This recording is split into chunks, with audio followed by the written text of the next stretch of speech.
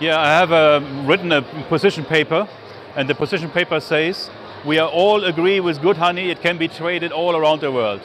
That's not a problem. What the problem is fake honey coming with the importation of honey, and we have to make sure that there is systems in place that prevent fake honey in global trading. And this means testing, like biological testing of honey. As I explained, there's physical and chemical testing. We now need to do the biological testing. And also next to the testing is the tracing, the backtracking of the honey from the beekeeper to the importation.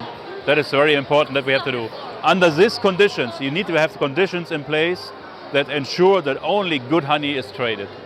Coming to Europe. Of course. I was just shortly showing it, but I was on the trade agreement between Germany and Ukraine. And next to the South Americas, also Ukraine and everywhere else. The trade agreements are opening doors. And beekeepers have to go to the politicians, and I was going there to Berlin. And I was talking to the Ukrainian Minister of Agriculture and German Minister of Agriculture. And now we're having a program. We need the tracking of the honey, where it comes from.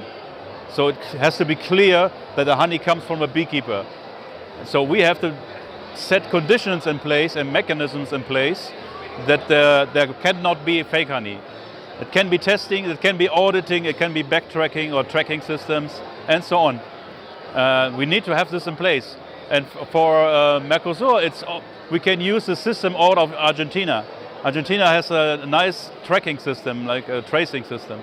We can take it for all the countries in the South Americas, making it obvious for this, and then we can also improve the system and test it and challenge it.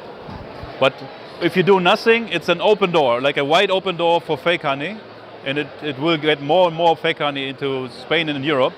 But if we are active and get into the discussion with authorities and politicians to close like the back doors that are used for the fake honey and introduce auditing, testing and also tracking systems, then we can make sure, or at least raise the bar for fake honey to come in. Yeah.